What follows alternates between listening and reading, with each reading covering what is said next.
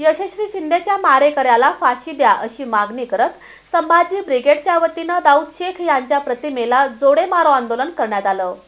नवी मुंबई उरण येथील यशस्वी शिंदे या युवतीवर अत्याचार करून तिच्या शरीराची विटंबना करणाऱ्या दाऊद शेख याला तात्काळ फाशी देण्यात यावी यासाठी संभाजी ब्रिगेडच्या वतीने जुळे सोलापूर भागातील दत्त मंदिर येथे दाऊद शेख याच्या प्रतिमेला जोडे मारो आंदोलन करून त्याच्या प्रतिकात्मक पुतळ्याला महिलांच्या हस्ते फाशी देण्यात आली।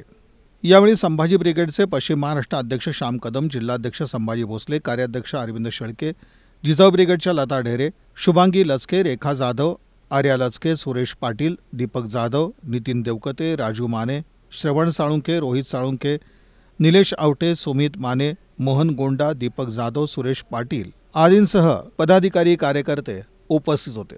महिलांवर अत्याचार होतात आहे, तर आज पण पहा आपल्या ह्या राजेश्री शिंदे ह्या महिलांवर एक अत्याचार झालेला आहे आणि असे मुंबईत आज अजून 2-3 अत्याचार असे झालेले आहेत। तर मला हेच म्हणायचं आहे की आपल्या मुली अजून सुरक्षित नाही आहे। कोपर्डीची घटना घडली तेव्हा शक्ती म्हणून कायदा काढला होता, पण तो अजून पारित झालेला नाही आणि तो अजून म्हणजे आला नाही कायद्यामध्ये।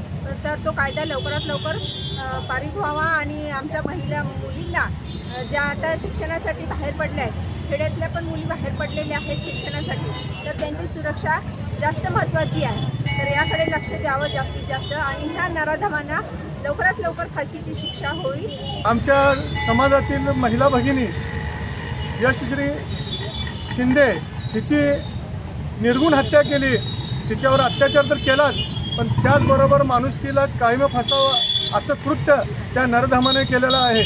त्यामुळे आज संभाजी ब्रिगेडच्या वतीनं आम्ही या जुळे सोलापूर भागामध्ये त्याच्या प्रतिकात्मक पुतळ्याला जोडे मारो आंदोलन करून त्याला फाशीची शिक्षा म्हणजे प्रतिकात्मक फाशी महिला भगिनींच्या हस्ते आम्ही दिलेल्या आहोत।